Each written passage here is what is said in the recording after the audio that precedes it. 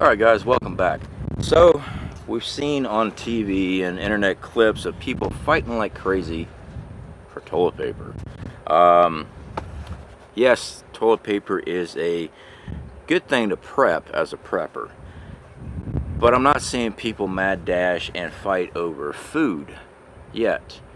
I'm not understanding why the toilet paper is such a huge deal. I mean, yes, you do want to wipe your backside, stay clean in situations, especially SHTF, but I'm not getting this.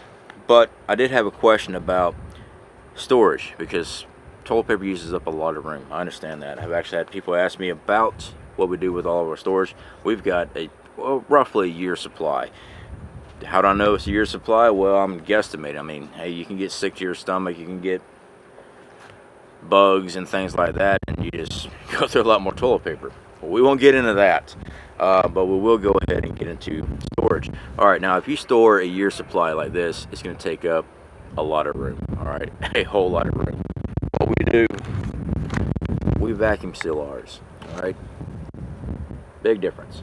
Notice that the cardboard's took out of this one. You don't actually have to take the cardboard out. This is just one that we did vacuum seal on it. You can store a lot more.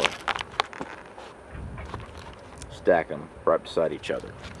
Alright, now if you just fancy the little single ply, there you go. Single ply. Yeah, that's a lot thinner. And of course we also double up on ours too. Just depends on what our storage was, what we're picking up. I will recommend baby wipes. Baby wipes work very well too. Something you can think about getting. So right now today we're vacuum sealing like crazy. I do need to do some vacuum sealing on our rice. We had purchased some more rice the other day, and I need to break it down. I always stress that part. I've seen many just put it in a large mylar, throw in their oxygen absorbers, vacuum seal it down, and there's nothing wrong with that, especially if you got a large family. Right now it's just me and my wife, so it's only 2 people. So if we go buy a 20-pound bag of rice, I don't want to take the chance of anything happening and contaminating that whole bag. So we break ours down. Now, in an SHTF, if I'm having to rely on dried goods, rice, dried beans, we're not going to be eating the recommended amount. I think it's like a 1/4 cup is a serving. We went ahead, we bumped ours up to about 1/2 cup per person, and we just go ahead and put them all in one mylar bag. Do not put your beans and rice together. The main reason why, and someone got upset with me the other day because they were doing it, and I was trying to be nice when I was calm, and I was just trying to explain. I didn't mean anything wrong. I was just trying to explain that your beans take longer to cook, okay, than your rice does.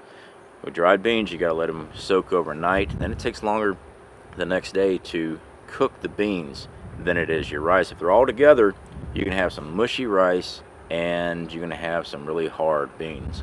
So separate them, keep them separate until you put the meal together.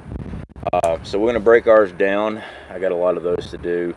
So yeah, we will be breaking out our vacuum sealer. Yep, a good old vacuum sealer. We got 2 of those. I wanted to have a backup.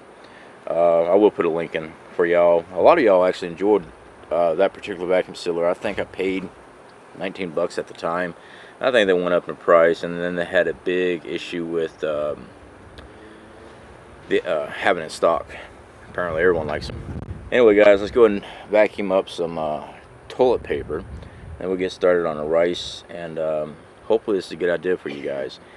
Vacuum sealing that toilet paper saves a lot of room, so make your decision on that. Alright, so went in and put 2. There's actually 2 in here. Flatten them out, slide them in, put them up on our vacuum sealer,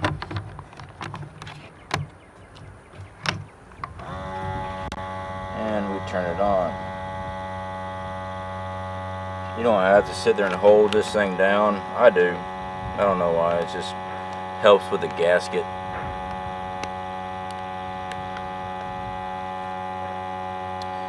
I just let it run its course. It'll pull all the air out. Now obviously I don't put any oxygen absorber in this, because it is just toilet paper.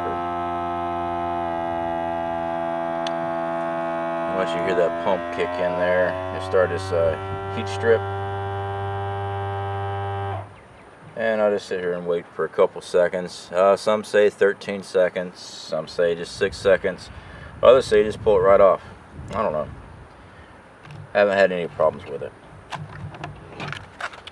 There we go. That is 2 rolls. So that works. It saves space. That's the main thing, saving space. Okay guys, so again I do apologize for the wind. This is just little 6x10 vacuum sealed bags. Now, I don't have a measuring cup, but this is the coffee cup for my thermos, and that's roughly a cup here, so that's what we're using today.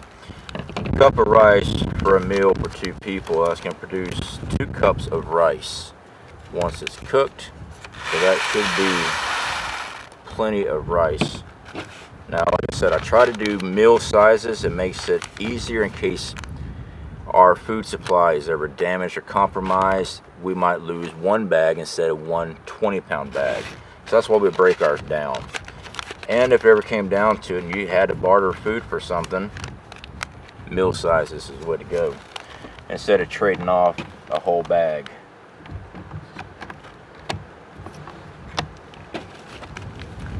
I go ahead and flatten mine out. It makes it easier to stack if you're stacking in a shelf with this.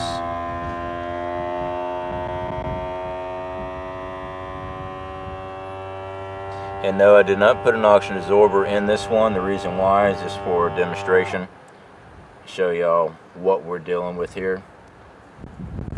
I'll let it sit for a little while, let the heat strip finish melting. Alright, and there we go. Okay, see how that is 1 cup of rice.